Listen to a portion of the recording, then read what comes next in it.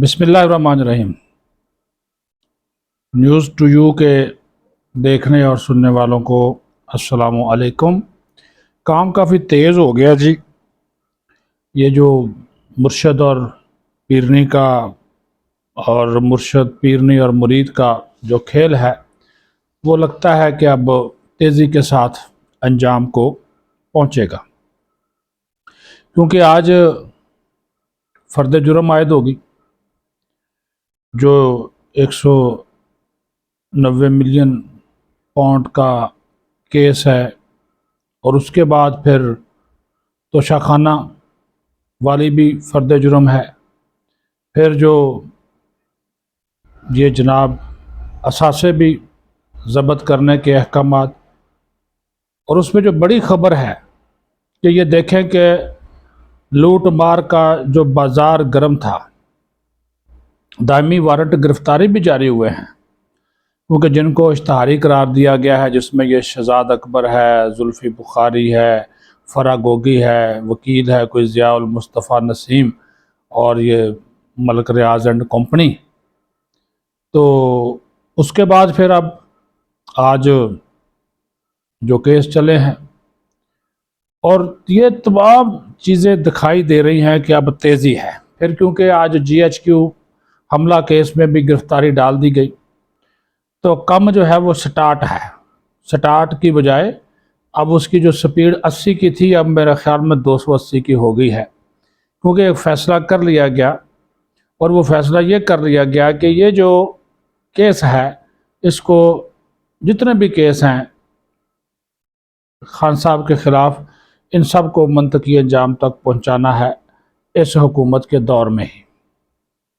इस वजह से काफ़ी तेज़ियां हैं, फुर्तियां हैं और काम चल रहे हैं, यानी कि एक एक दिन में 3-3 केसेस भी सुने जा रहे हैं।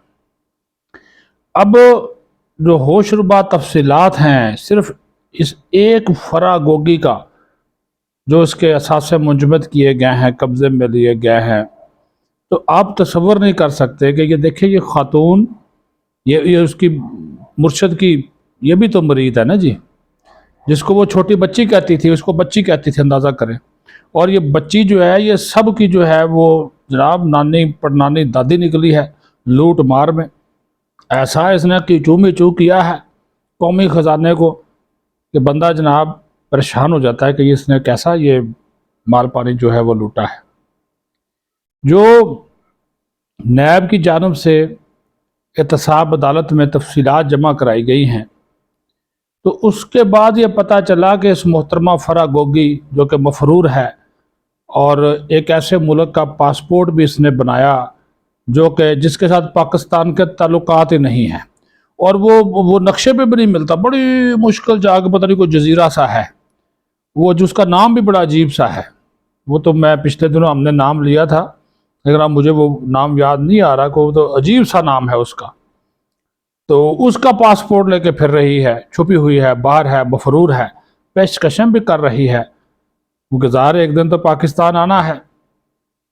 तो अब जो नैब ने रिपोर्ट जमा कराई उसके मुताबिक इसके पाकिस्तान में मुतअद्दिद प्लाट्स हैं, घर हैं, गाड़ियों के मालिक है, 9 प्लाट्स हैं इस मोहतरमा फ़रा गोगी के, 9 प्लाट्स हैं। और फ़रा गोगी के नाम लाहौर में है जी 5 और इस्लामाबाद में 4 प्रॉपर्टीज़ हैं। ठीक है जी। DH लाहौर में 4 और 10 मरले के प्लाट्स हैं। लाहौर में 2.5 और 4 मरले के भी अलग से प्लाट हैं। इस्लामाबाद में एक 40 और 200 कनाल की ज़मीन जो है वो ट्रांसफ़र की गई है। फिर जनाब करोड़ों रुपए मालियत की 22 गाड़ियां हैं, पोर्शे शामिल है, महंगी तरीन गाड़ियाँ भी देखें, Porsche, Toyota, Vigo, Suzuki, Honda. और इसके अलावा जो वेरीफाइड अकाउंट है, तस्दीक शुदा, कराची और लाहौर के मुख्तलिफ बैंकों में 29 बैंक अकाउंट्स रजिस्टर्ड हैं। इसके साथ साथ ये पाकिस्तानी करेंसी, बरतानवी पाउंड और अमेरिकी डॉलर के लिए भी अकाउंट्स खोले गए हैं, वो भी मुख्तस हैं, यानी कि इन अकाउंट्स में गैर मुल्की जो करेंसी है वो भी इसमें रखी जा सकती है। تو پھر احتساب عدالت نے جب یہ دیکھا کہ بڑا مال ہے بھائی، یہ تو بہت زیادہ لوٹ مار اور کرپشن ہے جی، تو انہوں نے کہا جی منجمد کر دے، سب منجمد کر دے، تو اس کو انہوں نے منجمد کر دیا۔ اور اب دو اس میں دیگر جو لوگ ہیں وہ بھی اس میں آ گئے، جس طرح کہ جج صاحب تھے نا محمد بشیر صاحب احتساب عدالت کے بڑے پرانے جج ہیں، اور بہت سے سیاستدانوں کو، سیاسی شخصیات کو سزا دینے میں یا چھوڑنے میں یا ان کو جرمانے کرنے میں ان کا کمال ہے، ہاتھ بھی ہے کمال، بڑے ٹھنڈے مزاج کے آدمی ہیں، لیکن پھر جج تو جج ہی ہوتا ہے، فیصلہ بڑا دبنگ قسم کا کر دیتے، بس ہو جاتا ہے۔ تو شہزاد اکبر اور زلفی بخاری کے بھی تمام اثاثے اور بینک اکاؤنٹس منجمد کرنے کا حکم دیا، اور وہ کہتے ہیں نا جو انہوں نے کہا کہ ان کے نام کے اوپر جو بھی چلتی پھرتی شے ہے نا وہ پکڑ لو، اس کو منجمد کر دو، جہاں پہ ہے جیسے ہے کہ بنیاد کے اوپر جو ہے وہ اس کو آپ ضبط کر لیں۔ مطلب کہنے کا یہ ہے کہ اب ان کے دائمی وارنٹ گرفتاری بھی جاری ہو گئے، کیونکہ اس میں اکثر تو ادھر موجود ہی نہیں ہیں، یہ جن کے نئے نام لیے ہیں، تو پھر وہ دائمی کی ہمیشہ کے لیے کہ جیسے یہ پاکستان میں داخل ہوں گے تو کڑم کر کے ان کو جو ہے وہ پکڑ لیا جائے گا، یہ بھی طے ہو گیا۔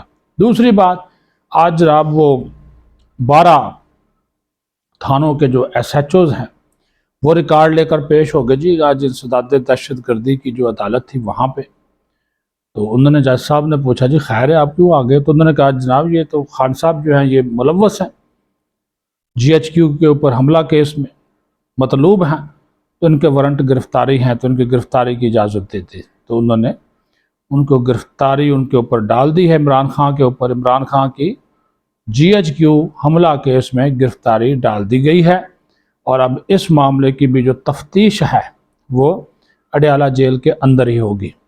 تو جس طرح میں نے شروع میں کہا بات کو سمیٹتے ہوئے کہ اب کام ہو گیا ہے تیز، اور لگ یہ رہا ہے کہ انتخابات کا ڈھول بجنے سے پہلے خان صاحب جو ہیں وہ مختلف کیسز میں سزا یافتہ جو ہے وہ ہو جائیں گے، کیونکہ فرد جرم عائد ہونے کا سلسلہ جاری ہے، گو کہ اور اب تو بشرا بی بی کے اوپر بھی فرد جرم جو ہے وہ عائد ہوگی، توشہ خانہ میں بھی، اور یہ جو دوسرا کیس ہے 190 ملین پاؤنڈ والا ان کے اوپر بھی ہو گئی ہے۔